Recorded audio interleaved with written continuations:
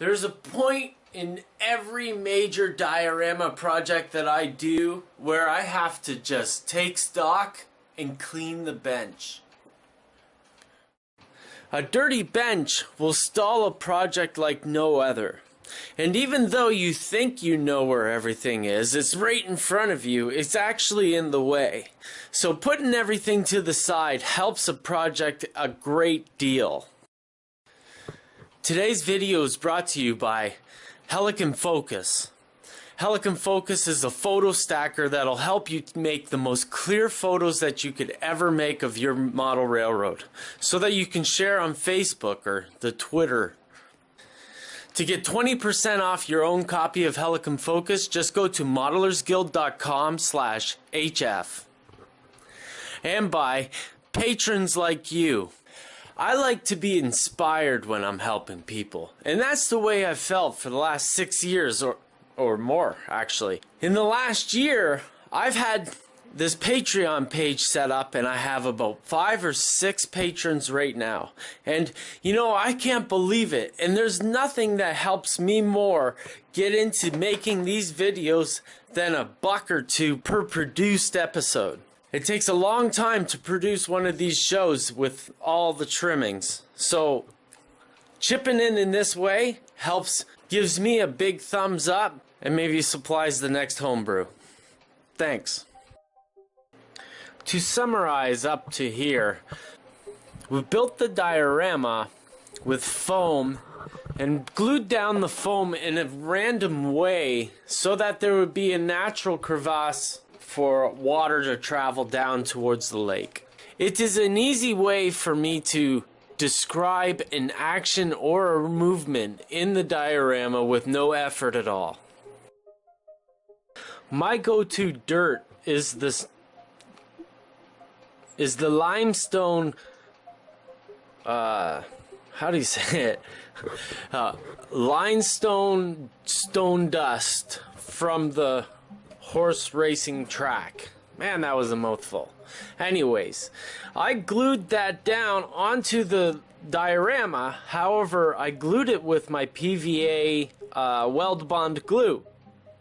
And that gives the dirt a shadowed effect. It's kind of, when the glue gets too thick, it's shiny. And maybe that's the effect you want. Down in the areas where I want water, it's exactly the effect I want. But around roads and where trucks are driving and where people are walking, I would like to have a light, dry looking dirt. And to make that kind of dirt, I have to use matte medium. Well, not straight matte medium, but I'm gonna make it in the same way as I make my water, my wet water, with 50-50 water, 50-50 matte medium to water. And I'll test some. I'm gonna put a drop of dish soap in. Just throwing that out there. The track leading into the dock that's embedded, the track that is embedded in the dock. The track that is embedded in the dock needs to be weathered still.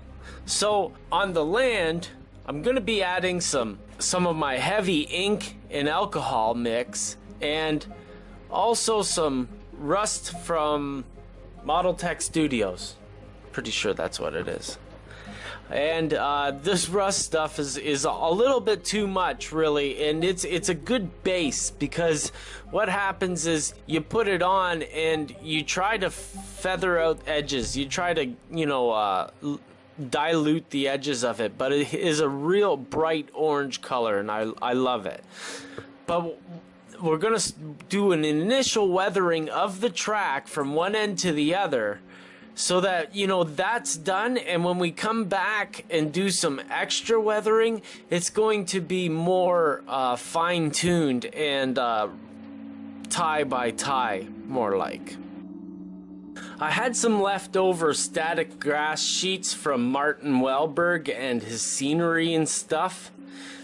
It's some really great, easy to use scenery mats, and I cut them apart and do my thing with them to make them look realistic. I have a flock box that I'm going to be showing off in a few weeks, maybe next week, you never know. But it will, I'm going to start modifying these these static grasses.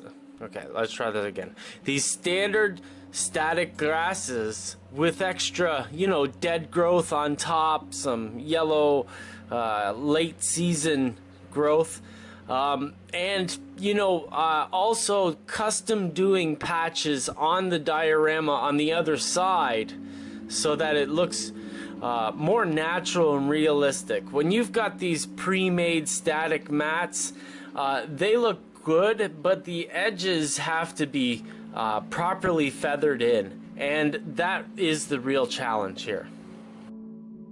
When I started sizing up the front porch to the structure, I noticed that there was a huge drop in the land, and I wasn't going to make a set of stairs going up to the door itself. I wanted to have the deck come right off of the door, as it does naturally in most businesses, and this has its own sawmill, so why wouldn't it be all perfect, right? So what I decided to do was to prop up the porch with a little piece of wood to add another level to the design. My favorite model that I've ever built said throughout the instructions was that multi-level design is important, and that I really feel that that's the truth. And so this doesn't bother me at all to add this little bit of shadow and uniqueness to the landform, and I actually might modify that in the future, but as it stands, it looks pretty good as it is, so we'll leave it there.